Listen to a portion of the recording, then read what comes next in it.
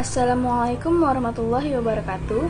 Perkenalkan, nama saya Tata Ruzaina Saida dari kelas 2B IAT dengan NIM 3012243. Di dalam video ini saya akan menjelaskan tentang sejarah munculnya orientalisme yang mencakup 3 periode.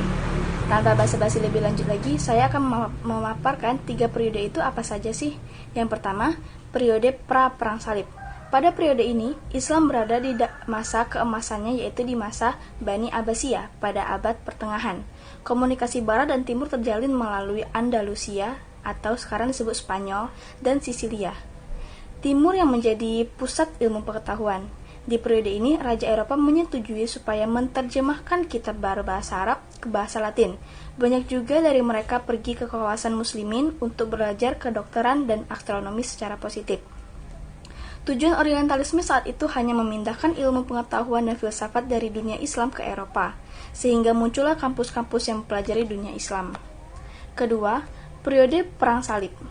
Seperti yang kita ketahui, Perang Salib terjadi sangat lama, yaitu sekitar 2 abad. Peperangan dahsyat ini antara umat Islam Timur dan Kristen Barat. Kekalahan jatuh kepada Kristen, tetapi tidak menjadikan Kristen menyerah begitu saja.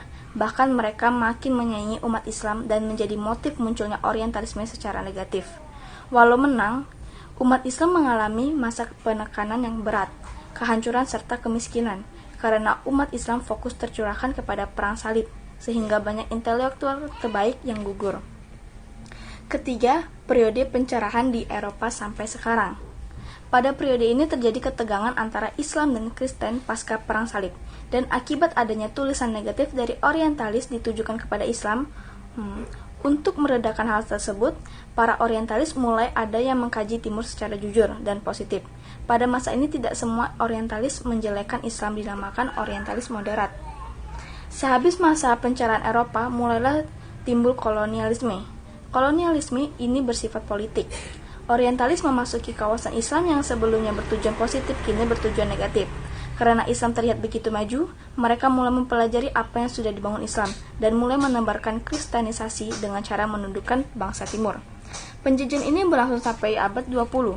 Pada tahun 1492 dibagi dunia menjadi 2 sesuai perjanjian Tordesillas, yaitu Portugal mendapatkan Timur, Spanyol mendapatkan Barat.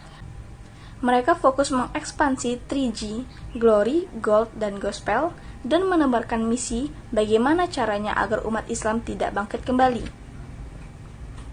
Mereka kumpul orang yang pernah belajar dan didirikan kampus-kampus di Perancis, Rusia, bahkan Belanda yang menjajah Indonesia sudah terkonsep dari dahulu. Setelah mempelajari sejarah orientalis ini, saya menemukan hal-hal terkenal setiap abadnya. Dimulai abad pertengahan, yaitu abad 10 awal, Timur menjadi pusat ilmu pengetahuan. Abad 10 akhir sampai abad 12 terjadi perang salib. Abad ke-13 akhir, Islam mengalami kehancuran pasca perang salib. Abad ke-14, dunia dibagi 2 dan dimulainya penjajahan. Pada abad 18, terbentuk pusat pengkajian ilmu ketimuran di Prancis. Pada abad 19, muncul tokoh orientalis yang melakukan kajian lebih serius seperti Sylvester de Sacy. Pada abad 20, kaum orientalis tidak lagi mempelajari ilmu umum. Mereka mulai tertarik mempelajari ulum Al-Quran, ilmu hadis, sejarah Nabi, hukum Islam, dan tasawuf. Sekian dari saya penyampaian tentang sejarah orientalisme berdasarkan 3 periode. Wassalamualaikum warahmatullahi wabarakatuh.